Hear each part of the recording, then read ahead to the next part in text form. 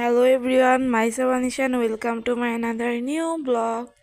আজকে আমি ব্লগটা শুরু করতে যাচ্ছি ঘর গুছানো নিয়ে। তো আমার ঘরটা আমি কীভাবে গুছাই তোমাদের সাথে শেয়ার করতে চাই। এই যে আমার পড়ার টেবিল, অবস্থা তো তোমরা দেখতেই পাচ্ছ। তো পড়ার টেবিলটা আমি 1 সেকেন্ডেই গুছিয়ে ফেলবো। দেখে নাও আমি কি সুন্দর করে আমার টেবিলটা গুছিয়ে নিলাম। এখন আমার বাকি আছে আমার খাটটা গুছানো। তো তোমরা তো দেখতেই পাচ্ছ আমার খাটের কী অবস্থা।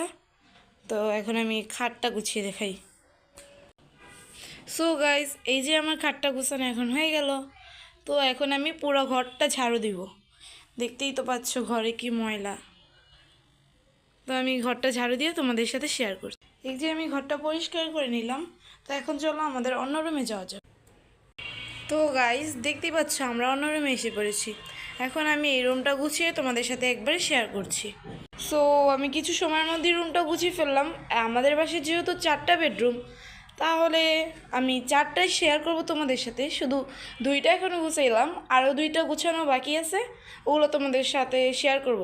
দেখতে হলে চোখ রাখো।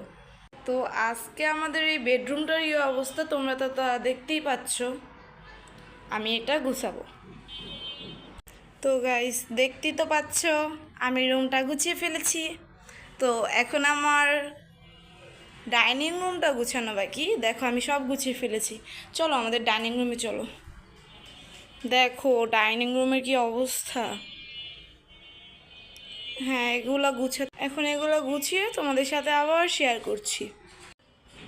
তো দেখো আমার এই রুমটা গুছানো শেষ। এখন আমি নিয়ে যাব তোমাকে আমাদের আরেকটা রুমে। দেখো এই রুমে তো এসেই পড়লাম। এখন এই রুমের অবস্থাটা দেখো কি অবস্থা। এই রুমটা আমি এখন গুছিয়ে তোমাদের সাথে শেয়ার করছি। আমাদের এই রুমটাও গুছানো হয়ে গেল। দেখো কত সুন্দর করে গুছিয়েছি।